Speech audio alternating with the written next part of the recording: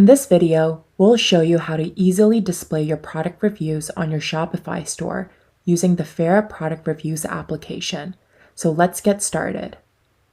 First, go to the Shopify app market and search for Fera product reviews. Click on install, and once it's added, Fera will automatically connect to your Shopify store.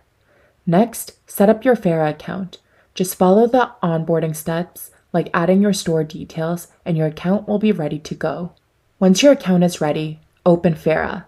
Then go to Configuration and click on Widgets. From the different widgets you can install on your store, configure the Product Reviews widget. Next, choose where you want your reviews to appear. Select the product detail page as the placement, keep the automatic option for the easiest setup, and click Finish. Your product reviews will instantly appear on your Shopify store. You'll see ratings, any UGC such as photos and videos, and a review submission form where shoppers can write their reviews. And that's it. You've successfully added product reviews to your Shopify store with Fera. If you have any questions, check out the help article in the description box below or contact our support team.